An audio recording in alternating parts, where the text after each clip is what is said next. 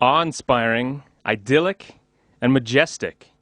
Those are just a few of the words I heard to describe Kenya's tallest peak and the namesake of the nation.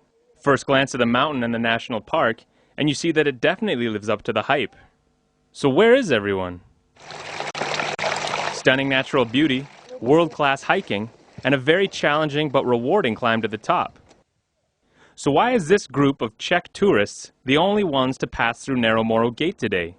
As we take the first steps of a 4-day, 50-kilometer round-trip journey that will take us from 2,400 meters above sea level at the gate to 4,985 meters above sea level at Point Lenana, we're entering a land of rugged beauty and wonderful but unfortunate solitude. Joseph Muthi is the owner of Joskawa Adventures and an experienced mountain guide. He's been climbing the mountain for 18 years and says there has been a definite drop in the number of visitors. Beginning when I started, we had a lot of tourists, but they came and decreased and more and more. As camp is being set on the first night, it becomes apparent that we will spend at least this night alone. Well, maybe not totally alone. But the lack of other hikers is clear, and though it's good for the personal enjoyment of the group, it's bad for the industry. Right now we have just little people. It's like we have only this group going up on the mountain, and we would like to at least to have more and more people on the mountain. The problem, he says, is a lack of marketing. It's not that people don't want to come, it's that they don't know they should come. The number of people in Mount Kenya, it's quite low, and I think it's because we are not well marketed, this mountain. Mountain guide David Waithaka says the government needs to step up marketing efforts so foreign visitors know that this isn't just a hike in the woods, it's a major mountain and tourist destination. I think the Kenyan government must market Mount Kenya as one of the biggest mountain in Africa also. Same case as Kilimanjaro. Joskawa Adventures and other tour companies are taking the initiative of marketing the national park themselves, which they hope will curb the trend of declining visitors' numbers.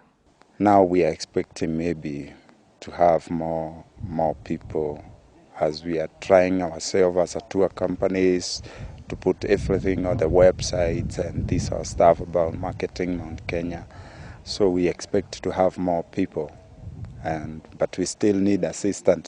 And while it's hard to say if marketing is the problem, or if the individual efforts of tour companies will help, it's clear that there is indeed a lack of tourists on the mountain. Sally Crompton says she looked at tour books to determine the best time to visit the mountain, and expected that would mean lots of tourists. We left 3 days ago and we came up the Siriman route, and we were surprised how few people we saw. The first night we spent at Old Moses, where we saw nobody. The second night was at Shipton's, where we saw a French chap and a couple of Americans, and today we've come round the peaked circuit and seen absolutely nobody, which is fantastic for us of course, but probably not so great for tourism in Kenya. After 2 days, that's only 2 other people we've come across, and this during the alleged best time to visit. But we're still not done. Perhaps tomorrow we'll run into some more people. We set off on the 3rd day in the darkness at 2:30 in the morning, up a steep hill, and then as the sun rose, up the final 200 meters to Point Lenana. Yuri Sukup from the Czech Republic, sitting atop the 2nd highest mountain in Africa, has no doubts that Mount Kenya is a premier tourist destination. Not only are the views stunning, but the journey up is an adventure as well, if not an easy one. Here in Kenya, I see the best mountain in my world. It's not easy, but it's beautiful. Beautiful it is. Nearly 5,000 meters above sea level, Point Lenana is the 3rd highest peak on Mount Kenya, only 100 meters below the highest peak, which requires technical climbing skills to reach. Up here, you're effectively sitting on top of the mountain, and thus, on top of Kenya itself. It's not an easy walk, but it certainly is rewarding, even if a bit lonely with the lack of tourists. It took 3 days, a few thousand meters, and a few blisters to reach the summit, and we only ran into 2 other hikers, so regardless of what the numbers are, there is plenty more room on Mount Kenya for tourists. From 4,985 meters above sea level in Point Lenana in Mount Kenya, I'm Stephen Bull for NTV.